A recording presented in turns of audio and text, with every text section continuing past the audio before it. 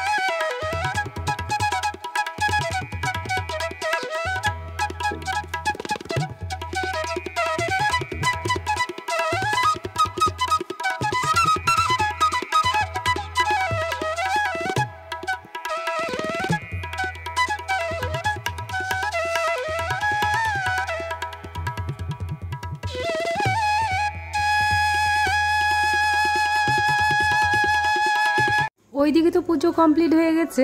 আর দুই সোনাকে আজকে কি খাওয়াবো তোমরা দেখতে পাচ্ছ। এখানে চিড়া ভিজে রেখেছিলাম সকালেই, মানে যখন উঠেছিলাম তখনই। চিড়াটা তো বেশিক্ষণ লাগে না ভিজতে, তো এখানে ভেজানো হয়ে গেছে, মানে একটু ফুলে উঠেছে, তখনই কিন্তু আবার জাল দিয়ে নিলাম। বাচ্চাকে প্রত্যেকদিন একই রকম খাবার কিন্তু না দেওয়াই ভালো, ওদের রুচিটা, মুখের রুচিটা নষ্ট হয়ে যায়।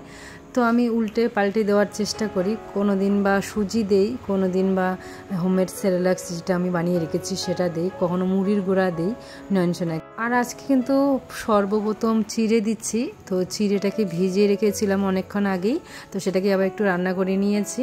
আর আমি নয়নসোনাকে কিন্তু এখনো পর্যন্ত চিনি খাওয়াই না। চিনিটা খুবই ক্ষতিকর একটা জিনিস শরীরের পক্ষে, সেটা বড় মানুষই হোক আর ছোট মানুষই হোক। তাই আমি কিন্তু চিনিটা সবসময় অ্যাভয়েড করি, সোনামার ক্ষেত্রেও। তবে চিনির পরিবর্তে কিন্তু আমি প্রত্যেক দিন একটা করে খেজুর, একটা করে কলা দিই সকালবেলা। সোনামাকেও দিই আর নয়নসোনাকেও দিই। হঠাৎ কোনো দিন যদি কলা না থাকে বা কলা বাজার থেকে আনতে না পারে, সেদিন কিন্তু আমি দুটো করে খেজুর দিই। মানে চিনির যে স্বাদটা সেটা কিন্তু ব্যালেন্স হয়েই যায়। নয়নসোনাকে আমি যেটুকু খাবার খাওয়াই আমি নিজে হাতে তৈরি করে খাওয়াই। বাইরের কোনো জিনিস আমি কাউকে কোনো কিছু খাওয়াতে দেই না, কারণ বাচ্চার স্বাস্থ্যের কথা আগে চিন্তা করতে হবে। আমরা তো এখন ভেজালের দুনিয়ায় সব কিছু ভেজালই খাচ্ছি। বড় হয়ে তো বাচ্চারা এসব জিনিসই খাবে, তবে 5 বছর পর্যন্ত কিন্তু একটা বাচ্চার ব্রেন ডেভেলপমেন্ট হতে সাহায্য করে, শরীরের অন্যান্য অঙ্গগুলো বিকাশ বৃদ্ধিতে সাহায্য করে। তো সেসব চিন্তা করেই কিন্তু বাইরের জিনিস, বাইরের এই ভেজালযুক্ত জিনিসের খপ্পর থেকে বা হাত থেকে আমাদের বাচ্চাদেরকে রক্ষা করতে হবে। তাই কিন্তু আমি মানে বাইরের একটা বিস্কিটও দিতে দেই না নয়নসোনাকে, একটা বিস্কুটও খাওয়াই না, কারণ বিস্কিটের মধ্যে অনেক পরিমাণে চিনি, সোডা, অনেক কিছু মানে কেমিক্যাল মিশিয়ে তারপর এসে করে। তো আমরা তো সেসবই খাচ্ছি। তবে যেটুকুই আটকানো যায় সেটুকুই আমার বাচ্চার পক্ষে ভালো। আমি মা, আমার বাচ্চার কথা বা বাচ্চার স্বাস্থ্যের কথা আমার থেকে ভালো কেউ জানবে না। তবে গ্রামের বাড়িতে না বাচ্চাদেরকে আটকানো খুবই মুশকিল একটা ব্যাপার। আমি মা হয়ে যদি আমি বলি যে আমার বাচ্চাকে এটা দেবে না, এটা দেবে না, আমি এটা খাওয়াবো না, তখন আবার অনেক রকম কথা শুনতে হয়। ঠিক আছে, দেখবো কতদিন আটকাতে পারো, বড় হলে দেখবো।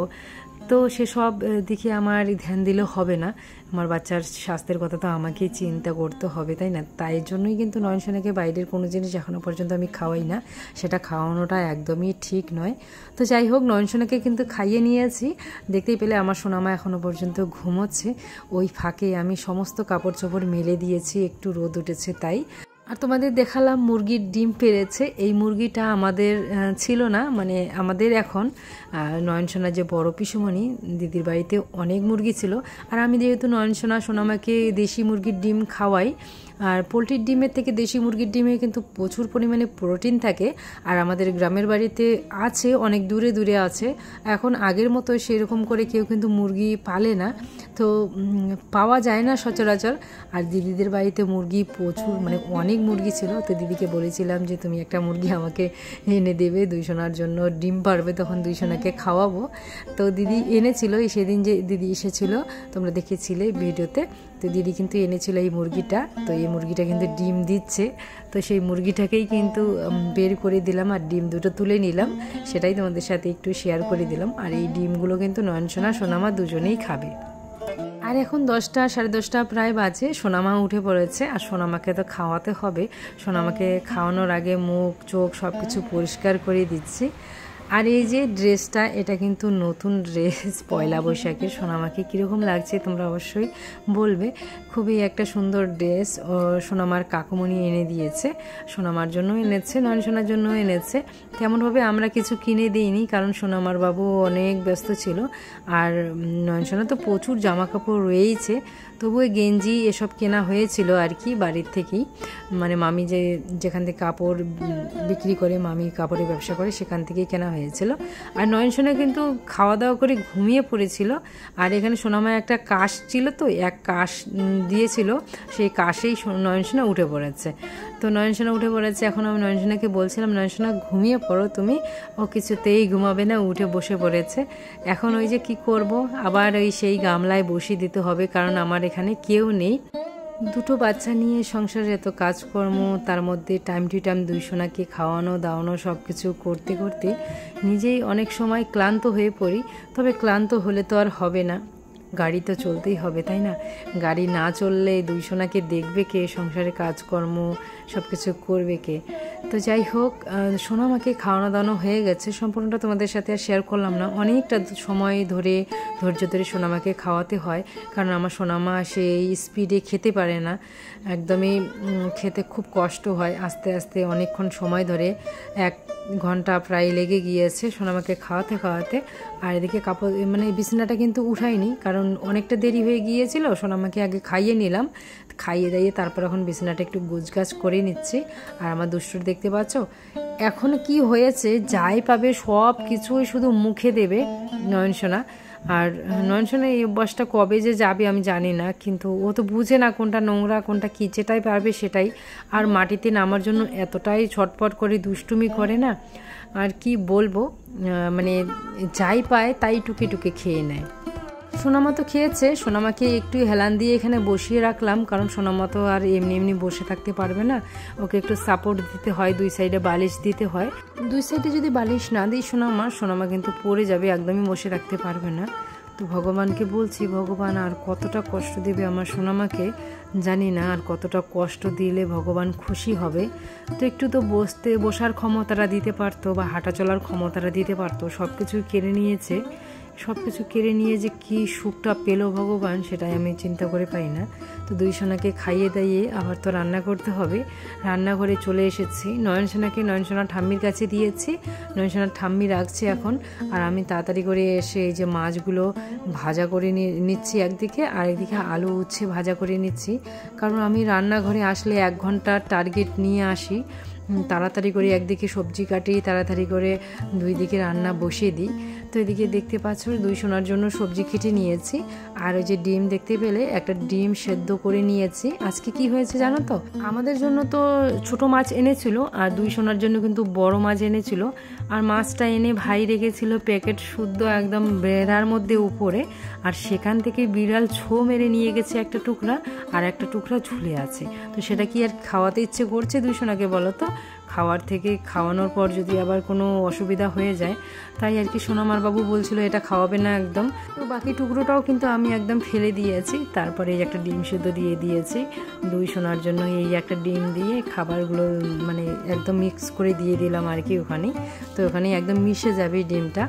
তো 2 সোনার জন্য ওইদিকে খাবার কিন্তু বসিয়ে দিয়েছি, আর একদিকে তরকারি হচ্ছে, আর একদিকে তো ভাজা করেইছি। তো এইভাবেই দৌড়ে দৌড়ে রাজধানীর মতো কাজ করতে হয়। আরও তো প্রচুর কাজকর্ম আছে। ওই যে দেখতে পেলে কতগুলো কাপড় চোপড় মেলে দিয়েছি, সেগুলো আবার তুলতে হবে, আবার ভাঁজ করতে হবে। তো তোমরা ভাবতে পারছো কতটা পরিশ্রম হয় এই কাপড় চোপড়ের মধ্যে। তো যাই হোক, তোমাদের সাথে গল্প করতে করতে এই দেখো রান্নাটাও কমপ্লিট হয়ে গেছে। ছোটো মাছের একদম আলু ফুলকপি বেগুন দিয়ে তরকারি। তো তরকারিটা কীরকম লাগছে, কালারটা দেখে তো মনেই হচ্ছে ভালোই হয়েছে। আর এখানে মাছ ভাজা করে রেখেছি। তোমরা তো অনেকেই জানো আমাদের বাড়িতে খাওয়া নিয়ে অনেক ঝামেলা করে সবাই, মানে একজনের সাথে একজনের কোনো মিল নেই। তো তাই আর কি সোনামার বাবুর জন্য এখানে মাছ একটু কড়া করে ভেজে রেখেছি। আর ও ঝোলের মাছ একদমই খেতে চায় না, কারণ ঝোলের মাছগুলো একটু আমি কম করে ভাজি। আর বেশি কড়া করে ভাজলে আবার ভাই আবার শাশুড়ি মা ভালোবাসে না। একজন কড়া ভাজা খাবে, একজন নরম ভাজা খাবে, এরকম করে কি আর হয় বলো? তার জন্য সোনামার বাবুর জন্য আবার আলাদা করে কড়া করে ভাজা করে রেখেছি, সেটা দিয়েও খাবে। ঝোলের মাছও খায় না, ঝোলটা দিয়ে খাবে। তো দেখো এখানে দুই সোনার জন্য কিন্তু আবার খাবারও এসে করে নিচ্ছি। তোমাদেরকে তো শর্ট ভিডিওতে অনেকদিন আগে বলেছিলাম যে সোনামাকে এখন কিন্তু আমি একদমই মিক্সারে পেস্ট করে খাওয়াই না। সোনামাকে এই যেরকম করে মানে কাঁটা চামচ দিয়ে একটু কচলে কচলে খাওয়াই। তো সেটাই আর কি সোনামা খায়, খেতে খেতে এখন ভালোই অভ্যাস হয়ে গেছে। আর হ্যাঁ, তোমাদেরকে আর একটা বাটিতে বাটার মতো দেখালাম, সেটা কিন্তু মা সকালে বাটা করেছিল, খারকন পাতার বাটা। তো সেটাই একটু ছিল, সেটাও আর কি তোমাদের সাথে একটু শেয়ার করে দিলাম।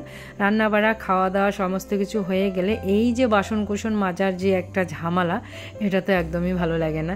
আর খাওয়ার পর তো একদমই এসব কাজ করতে ইচ্ছে করে না। তো এই যে আমি খাওয়ার আগে এই বাসন কোসনগুলো ধুয়ে নিয়েছি। দুইজনকে স্নান দান খাওয়ানো দাওয়ানো সব কিছু কমপ্লিট। তো চলো, আজকে ভিডিওটা অনেকটাই বড় হয়ে গিয়েছে, আজকে ভিডিওটা এখানে শেষ করছি। দেখা হবে পরের কোনো ভিডিওতে। ততক্ষণে তোমরা সবাই ভালো থেকো, সুস্থ থেকো, সাবধানে থেকো। আমার দুই সোনার জন্য প্রার্থনা করো, আমিও তোমাদের সবার জন্য প্রার্থনা করি।